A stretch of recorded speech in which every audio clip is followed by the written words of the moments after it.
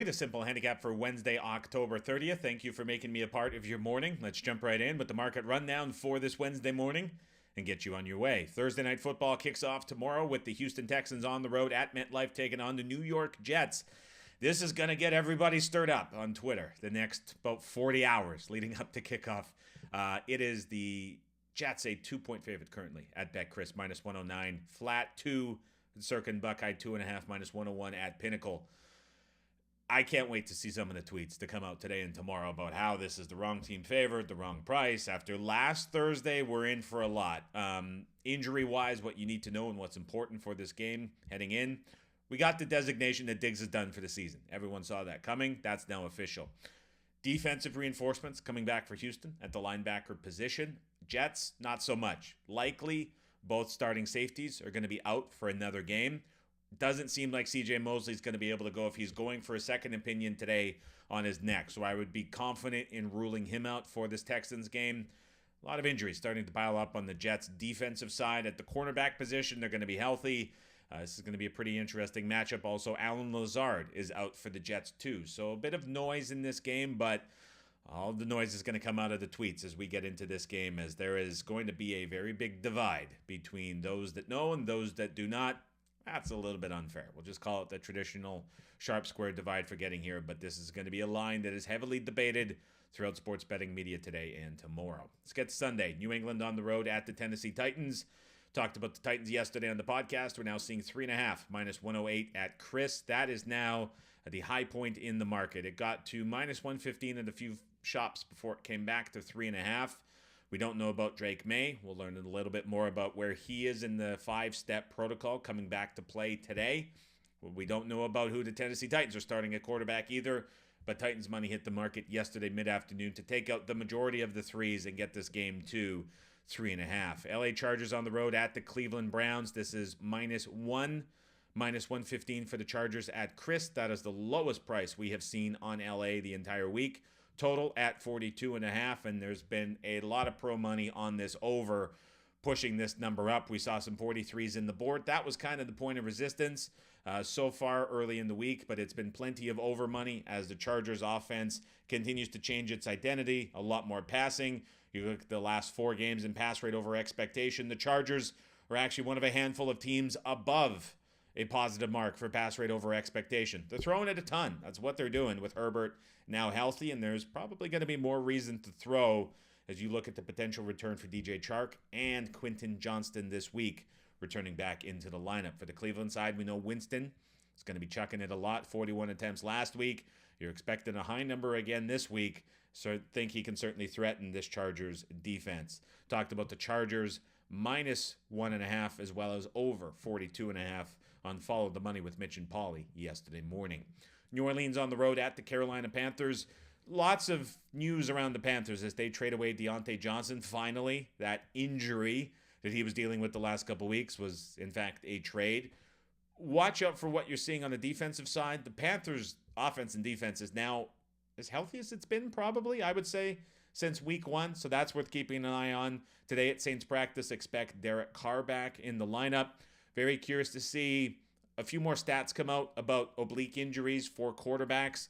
It typically hinders their deep ball ability downfield. Anthony Richardson was dealing with an oblique injury. I think there's bigger inaccuracy problems for him, but something to keep in mind as you're looking at this game with the Saints still a 7-point favorite and a total at 43.5 shaded to the under. Miami on the road at the Buffalo Bills. This got as high as 50.5 on the total. We're back down to 49.5 shaded to the under. Point spread in this game holding steady. Buffalo minus 6. Denver on the road at the Baltimore Ravens. Ravens now 9.5-point favorites this morning. Pinnacle has been the first book to go back to 10. That was initially the look ahead last week, opened under 10. We are now trending back towards the 10. Was texting with a pro back and forth yesterday. We were in agreement about liking Baltimore in this spot. The question was, how big of a number are you willing to lay? We've talked about it here on the podcast so far this week, and just the change of class for both the offense and defense of Denver going on the road to take on this Ravens team. Everything from the film reviewers that came out yesterday was how much this Ravens pass rush is struggling. Now 25th on the season, a big departure from the mark that they were at last season. That could potentially play in. Lots of positivity in your review for Bo Nix. I start to question how much that improvement, seemingly the last couple of weeks, has just been because of the opposing defense on the other side. For the Ravens, injury report, key to watch Nate Wiggins, who had the COVID last week and couldn't play. Also key to watch Marlon Humphrey, who's dealing with a more severe injury. He was out on the practice field. He was out on the actual field last week, despite not getting in full participation at any point. Maybe has a chance to play if both of those guys are back. I mean, this has got to be 10 by the end of the week. Las Vegas on the road at the Cincinnati Bengals.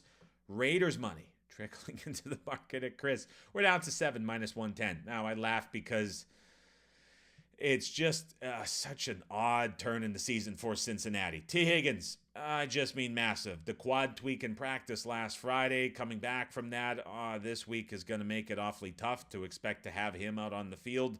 With the setback possibility, if there's anything left in the season, you would expect him to be out there. Let's see what the injury report shows today and if he's able to participate at all in this game. 45.5 on the total. There was some over money that got bet into the market yesterday, but that was quickly reversed as the 47s are now back to 46.5 or 46 across the screen. Indianapolis on the road at the Minnesota Vikings for Sunday Night Football, but we're sandwiched in the middle of the rotation order as we handle it on the podcast. This was the big story yesterday. Anthony Richardson benched, Joe Flacco in to start for the Indianapolis Colts. Few thoughts here. First of all, from just a general high-level perspective, it seems like an early benching for Anthony Richardson. 10 games he has started in his career in the NFL, and the Colts are already moving on. I don't know what's going on internally. I think a big question to ask is if Shane Steichen was pressured to make this move, why is he under pressure after what he dealt with last year and how successful it was, and the team being in the spot that they are now? Why now if this was the year to figure out Anthony Richardson? I don't think we have a clear answer for that. The speculation that you could apply perhaps is that the Colts believe that they are in line to win right now, and the best way that they can do that with the team they have is starting Joe Flacco. Now, it's an intriguing back and forth trying to figure out what's happening. When you look at some of the advanced stats for Anthony Richardson from an EPA per play perspective, based on the data that Steven Ruiz was able to pull out, an awesome follow on Twitter, his EPA per play in the first 10 starts is better than Trevor Lawrence, Tua, and Josh Allen were in their first 10 starts. And that is not accounting for what he has added as a runner. I think about the conversations that were had around Josh Allen in his first season in the league and the inaccuracy problems. Is Anthony Richardson going to develop into Josh Allen? No. Don't get into YouTube comments or the Spotify comments and start roasting me for that. I'm not saying that. It just seems like an extreme move to make for the Colts in this year, given what this season was supposed to be. Now, with Joe Flacco in, we know a few things for certain. Pass rate, it's going to go up. Effectiveness of the true ground game, it's going to go down. We've seen in his starts, the run game success rate has gone down. Part of that was the Jonathan Taylor injury, but it takes away a very dynamic piece of the run game when Richardson is not the guy handing the ball off. We know Flacco's going to throw it a ton. We know Josh Downs, his production is going to be heightened, and his importance is going to be featured a lot more as well in this role change with the QB change. All of that said, what did we see the market do? Most importantly, there were sixes, soft sixes on the board. They are now gone. We are down to Indy -5 flat at Circa and Buckeye, a soft 5.5 at Chris.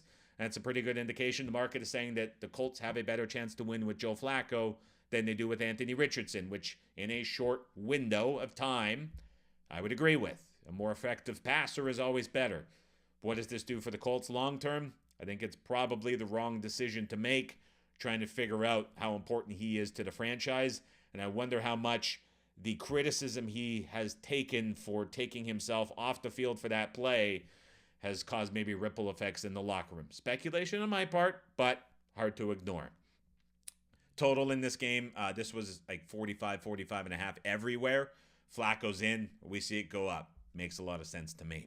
Before I get into the afternoon games, if you're watching on YouTube, would encourage you to hit the subscribe button if you're enjoying it. But what I want to encourage everybody to do is if you have any just betting questions that I can answer, We're making a big push to do more evergreen content here on the YouTube channel, as well as over on the TikTok channel. If you have any questions that you want to know, many of you have listened to me for several years each and every morning. A lot of folks are new to the show as well. What do you want to know about betting specifically? What can I help explain or talk about or get information for you to answer any questions that you might have? Anything you want to know, put it in the comment section down below. I'd be happy to answer in an upcoming video. It's an effort that we're trying to push forward. So if you need to know anything or want to know anything about betting or football or the games or teams, anything, drop it in the comment section down below. Would love to hear from you. Washington on the road at the New York Giants. Daniel Jones confirmed as the starter. Brian Daboll is backing his guy, to the entire dismay of poor Nick Costos, who I saw another very animated rant from him on the Twitter feed yesterday from his show over at You Better You Bet. I feel the struggle. I feel the pain as a Jets fan. Boy, I can't imagine living in New York, and you got to deal with this. For years, I guess the Giants had moments of joy, obviously, with Eli, but there's just no joy as a New York football fan at all. I feel for you guys. Washington, a 3.5-point favorite across the board. Total in this game is 43. This total's too short, guys. I'm surprised not to see over money hit the market. I think it has to happen. The Giants' defensive front has been great, but that secondary is open to be exploited. Washington defensively has benefited the last couple weeks from some very favorable matchups. They don't have a pass rush, and the Giants' biggest issue right now is the left tackle spot. If you're giving Jones in this offense time and Washington can exploit a secondary, I mean, we're looking at a total here that is definitely too short. So I think we see some over money come into this market. Chicago on the road at the Arizona Cardinals. Still -1 or a pick 'em. Everywhere you look across the board, no movement there. This total, 44.5 currently at circa. It bottomed out at 44. We're starting to see a little bit of over money come back into the market. LA Rams on the road at Seattle. I cannot wait for this game. This is going to be awesome. LA Rams a 1 point -115 favorite at Chris, 1.5 at circa, 1.5 at Buckeye and FanDuel as well, as we see Rams money continue to come into the market. DK went to LA -2. Was speaking with a pro yesterday outside of our group, and he was saying he really enjoys. He says he's enjoyed betting the LA Rams. He likes the Rams quite a bit. Interesting note from Greg over at Coach Speak Index. Could listen to the show. I know he followed some emails and other content I sent out, but I enjoy what he does. He went back and looked at Mike Macdonald so far this season, has referenced specifically in pressers that he has said optimistic about 5 different players. He said optimistic about DK Metcalf playing in this game. All of the other 5 players he used the word optimistic about playing during the week ended up playing that week. He's an expert when it comes to analyzing all of the verbiage used from coaches at the podium, and that would be an indication that a very tough guy, DK Metcalf, is going to have seemingly a better chance than expected to play in this game based on the words that head coach Mike Macdonald used about his star wide receiver. If Metcalf is in, given the health of the Seahawks defense, with the potential today, by the way, that both Fant and Lucas could be practicing and returning on the offensive line, I don't think this holds at 2. I think this will come back to pick 'em. I think you might even see some Seattle -1s show on the board. This is going to be an awesome game. If those old linemen play and you have Metcalf, I don't see how this isn't an over as well. Detroit on the road at the Green Bay Packers, 3 -20 is the number for the most part across the board. A lot of soft threes. I see +108 at Pinnacle, +103 at BetOnline. Those are effectively the same as the 3 -20s that you're looking at. So not a big divide in this number. We haven't seen any real lines money come since the note was sent about Jordan Love likely practicing at some point this week. So it's a wait and see approach. Curious to see what this total does as we work through Wednesday and what's going to be a ton of smoke screens coming from Matt LaFleur about the status of his starting QB. Jacksonville on the road at the Philadelphia Eagles. Eagles a 7.5-point favorite from left to right across the screen. Interesting note yesterday, as the Minnesota Vikings acquire Cam Robinson at left tackle, Jaguars already have injuries on the O-line. They have injuries at wide receiver, although Brian Thomas allegedly can play through what he's dealing with and play in this game. I'm not surprised to see the Jags selling, but wow. what a move to make, getting rid of Robinson, who can be a big fill-in for Minnesota with the injury to Darisaw that can help them stabilize the offensive line for Sam Darnold going forward into the postseason. But Jags are selling with all the injuries, and we haven't seen Eagles money hit the board yet. A little bit surprising to me. There were obviously some takes at 6.5 very early on Sunday night as we were doing the YouTube live stream. A few of the 7s turned into 7.5. But we just haven't seen the full extent of this yet, I don't think. Tampa Bay on the road at the Kansas City Chiefs for Monday Night Football. Chiefs down to as low as an 8.5-point favorite at the majority of shops across the board, with Chris 9 even money and a couple 9s showing at Buckeye and Circa as well. Total in this game is at 46, which is the market high at Buckeye. Over money hit the market yesterday in this matchup. You look at the Tampa Bay Buccaneers, have been a dead over the last 5 weeks. Defense not playing to the level of a Todd Bowles defense, and the offense even down wide receiver number 1 and 2 exceed 400 yards. You think about Kansas City's struggle defending tight ends. There's a path for the Bucs to move the football. On the other side for the Chiefs, they find ways to score and manufacture points each and every week, and blitzing Patrick Mahomes is something that defenses do not want to do. So what does Todd Bowles do in this game to adjust? I think there's reasons on field here why you're seeing this total get bet up so far this week. Reminder before you go that the preview live stream for NFL Week number 9 with the Q&A, love doing these every Wednesday morning, starts 12 p.m. Eastern, 9 a.m. Pacific time. Would love to have you over on the RAS Picks YouTube channel, joining the live chat Q&A. Bigger emphasis on questions answered this week, as we'll take a little bit less time per game, a little bit more time on the questions. Love to do Q&A as I make more of an effort to do that, as well as tapping into the expertise of the pros at Right Angle Sports as we get to the busy time of the sports calendar. Would love to see you over there for the NFL Week 9 live stream preview. Appreciate you stopping by this morning. Have a fantastic Wednesday, everybody. We'll chat to you a little bit later.